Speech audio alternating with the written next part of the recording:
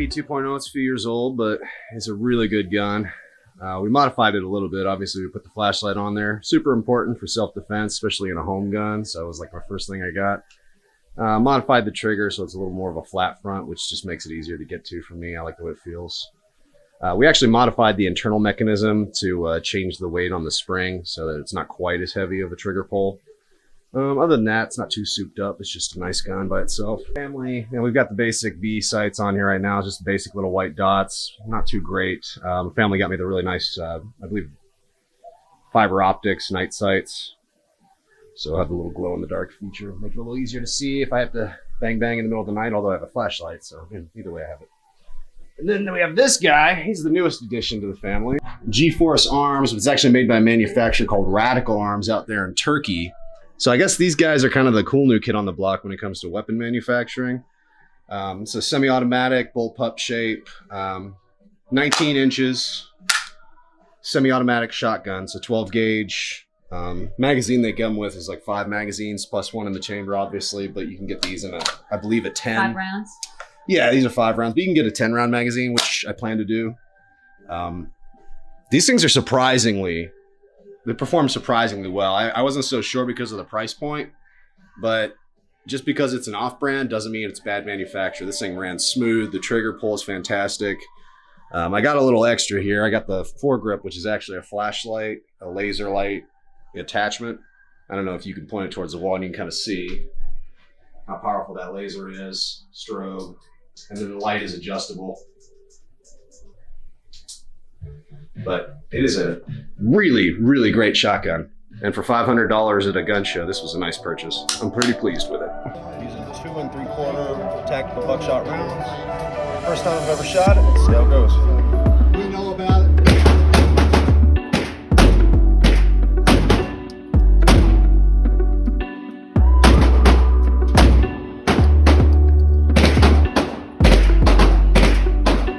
First gun ever. It's a 22 long rifle. I think it's a Marlin. Super simple. This was given to me in 2019 for Christmas. So this is, I've had this for a couple of years.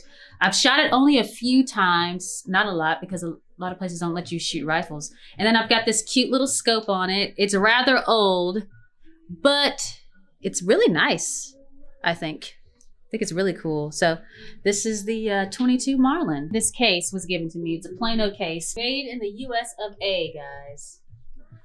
Here's the problem though. Well, first of all, you can like pressure seal it.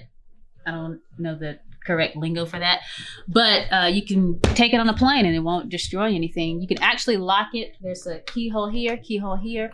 Here's the thing though, Plano, you owe me some keys. When it came to me and I first opened it up, there were no keys with it, just a little empty plastic bag that was actually sealed.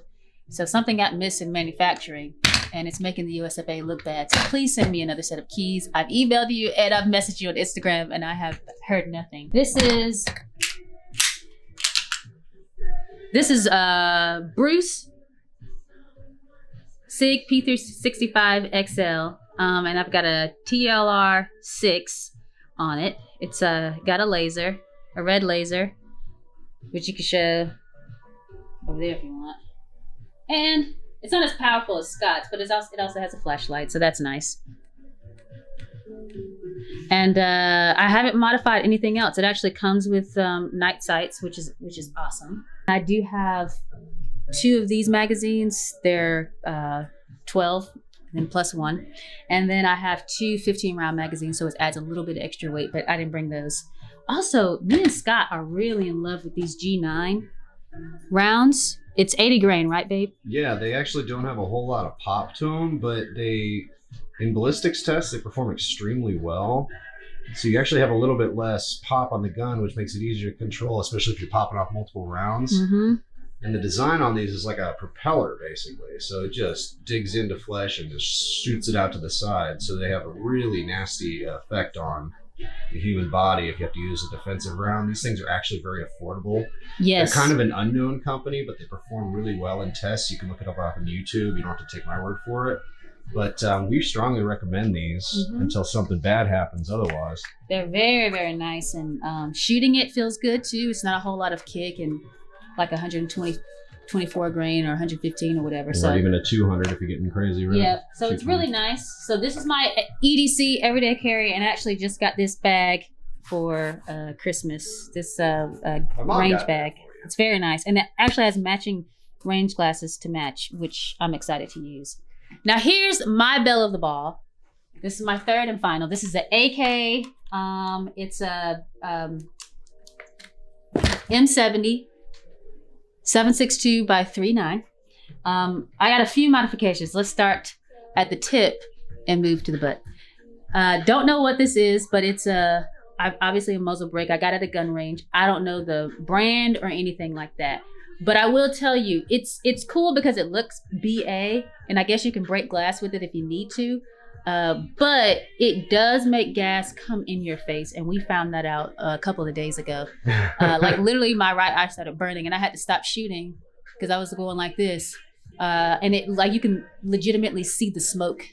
So I don't know. I may change it. It did manage the recoil quite a bit, though. That's so true. It's a trade-off. It managed the recoil very well compared to the one that I lost. The first time I shot this thing, literally the muzzle brake flew off and went walking and abandoned us. So I had to get another one at the gun range. I also got this light I ordered. It's an O light, and it is very, very nice. I'll show you. Very, very bright. Actually, it changes depending on the surface that it's shining on or illuminating. It'll adjust its brightness without you having to. So you can do like a kind of a lower setting or a brighter setting, but it'll do that on its own, which is nice. And I obviously added this this mount for the light. What else? Oh, my boo thing, who's holding the camera, got me this. It's a couple of PMag 30 rounds, and he got me this mag coupler, which obviously attaches them together so you can reload faster once I get used to this, which is nice. And I also got one more thing. I have a trigger here. It's an ALG EL trigger. It's supposed to be lightning fast. That was one of my presents to you. This is another boo-boo gift. And I put that in literally this morning. So I haven't shot with it, but I dry fired with it. Let me tell you. It's awesome. And I do plan to change this stock. The underfolder thing is cool. It has a cool aesthetic. The problem is that for me and my short baby arms, it's just a little bit too long. Otherwise, I would really, really like it because I like the old schoolness look of it, the aesthetic of it. Got this pistol grip. This gun was I traded this gun, so it came with this, and it actually came with this what is it, holographic? It's like an EOTech. Yeah, EOTech, which is really cool. I don't know if you'll be able to see it. Can you see it through the camera? No, but it gives you the artificial crosshair. Yeah, and it has night vision, so you can turn it red or green, like Christmas. At some point down the road, whether this year or next year, get into competition shooting because I think it'll be fun, and I want to do it with this gun. So.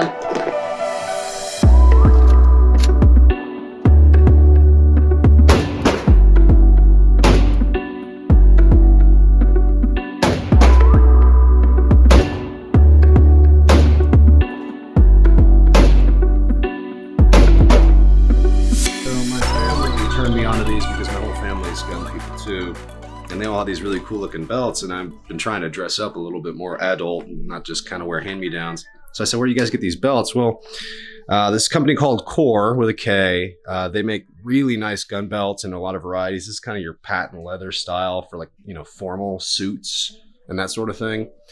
And I wore that pretty much all year because I didn't have an alternative. I'll beat the hell. Yeah, but I asked my family for a Christmas present, and they sent me another Core in a more casual kind of brown. So now I can wear this with like a navy suit, but I can also wear it with my blue jeans, and it looks a little more like laid back. They're all genuine leather. They're actually pretty easy to set up yourself. You just snip them off at the measurement that you want. You just flip this over, pop a couple screws, put the leather in there, and boom, you're good to go. And the cool thing about them is that if you look at the back, they have kind of like a braking system.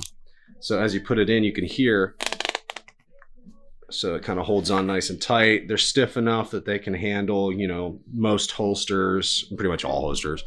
And they just look really nice too. They're just a nice quality product. So I really like these. I'm gonna pretty much stick with these. Maybe just get a couple more varieties as I have money and time.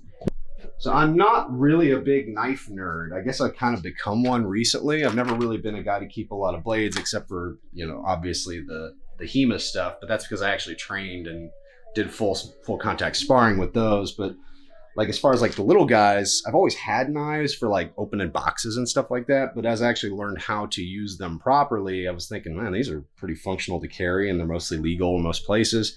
So I always sort of carried something like this. And this Kershaw makes this nice little knife.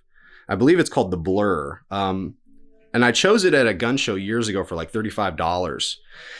And, you know, it was just like, it had a nice handle to it. It had a nice weight. It's real abrasive. So, you know, if you get wet or sweaty or you get blood on your hands, you can still maintain retention over the little guy. Got a little typical pocket clip, so you can just wear it like anybody else.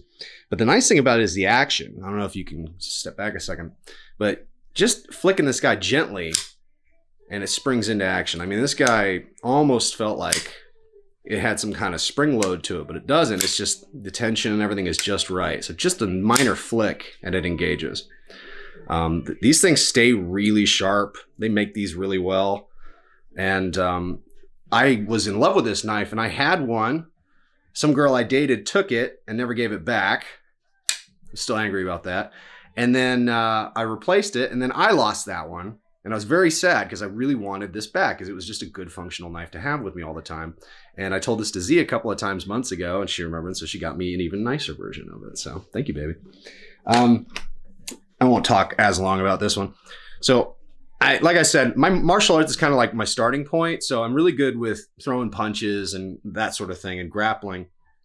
So, you know, it's like you get into a self-defense situation, I'm probably not going to turn into like some kind of Filipino knife fighter. That's just not my expertise. I can do it, but I'm not that good at it. But I can throw a punch. And if you're anything like me and you're thinking, well, if it's a life or death situation and I have something like this, you know, you can just use it in the most simplistic way possible. You put it between your fingers, you grip it tight with a nice big fat grip like that, and you just start throwing punches. And you can cause a devastating amount of damage if it's a situation where you have to go lethal because there's no other options. These are nice because a push dagger, is what they're called, is stupidly intuitive to use. And if you know how to throw punches and you know how to grapple a little bit, these things can be absolutely deadly in the hands of a person who knows what they're doing. And it doesn't require a lot of like knowledge in some kind of esoteric Filipino martial arts or arnis or some kind of knife fighting or anything like that. You literally just grip it and go. Let's see. This is one I carry a lot. This is one I actually got matching his and hers for Z and I. Oh, for Valentine's Day. Yeah, for Valentine's Day. This one's all beat up because I've been using it a lot. But it's a reverse karambit from Smith & Wesson. They're not super expensive. I think they're like $35. They're well made. They hold up together. They hold together. They got a little retention ring on them, but as you notice, they're kind of flipped the opposite way. If you're like a fancy knife guy and you know how to do all this kind of stuff with a karambit and all that sort of thing, you'll know that like typically these are going to be held this way with your index finger, and this is hooked in the opposite direction. So what this does is this kind of just basically creates a standard knife with a retention ring for your pinky, so you can hold on to it a little better if it's a serious struggle. But other than that, you don't have to have anything fancy in your arsenal in order to use it. Just slash and thrust. And you open carry that usually. Usually, I'll just put it on my belt. State, you have to. It has a nice little belt clip on it, little Kydex holster. And then this one I wear sometimes. Sometimes people give me crap for this one, but I actually really like it. I think it's actually pretty functional. This is a true karambit. This is a company called Honshu. Some of the stuff they make is a little bit playful. It's really not meant to be used in self-defense situations, and some of it's more practical depending on what you get. This is actually extremely sharp and well made. The handle is really ergonomic and thick and hefty. It's got the impact ring here for actual striking, or for, say, you know, maybe busting yourself out of a car if you went into a river or something like that. And it comes with this little holster. You know, again, it's a nice little Kydex holster. It's got a little pressure to it. But what's neat about it is that it actually works as a shoulder holster, right? So you can clip it to your belt and you can kind of have it here or here. And I like that because it gives you quick access to it. Boom, like this. And if you have to go into a situation where you defend yourself, you get quick access. You can put it under a coat, you can put it under a suit jacket, or you can just wear it openly, and then it's legal to wear as long as you're actually demonstrating that you have a weapon on you. They don't want you to hide these, but if you have it out there, if you have it on your belt, something like that, and they can clearly see it, you're not going to get in trouble with the law. And if you do get into a situation, you have it readily available. It's very easy to deploy. Some people make fun of it because it's a shoulder holster, or they think it's like something you would get in like a mall store if you want to be a mall ninja. And I actually agree with that sentiment. I think that, there are some things that if in the hands of a person who just watched too many martial arts movies, it probably would be stupid. But if you actually know what you're doing with it, it's an extremely effective weapon and a really functional way to hold on to it. You've been made fun of for our his and her reverse karambits too. When it comes to edged weapons, there's always going to be a coterie of people out there who kind of look at it a little askance, like, oh, that's really nerdy, or what are you going to do? You're going to go slice up a bunch of people? You're a ninja? Well, if you actually know how to use these, if you're trained properly in these, and you've actually had situations arise where you didn't have access to your gun, or in my case at the time, I didn't have a permit, so I couldn't carry concealed. And this was all I had. It stopped me from getting brained by a rock. It also stopped me from getting gang beaten. So honestly, a weapon's a weapon, and a weapon is just a tool. So you're the real weapon, right? What you use to end the threat, I'm not going to give you any grief about it. You want to carry a baton if you know how to use it properly. You want to carry mace, that's always a good idea. Bear spray, I don't use that. Use pepper spray. But again, like, the training is what matters. If you actually know how to use something properly and you also know when to deploy it and when not to, it doesn't really matter what you carry as long as it works.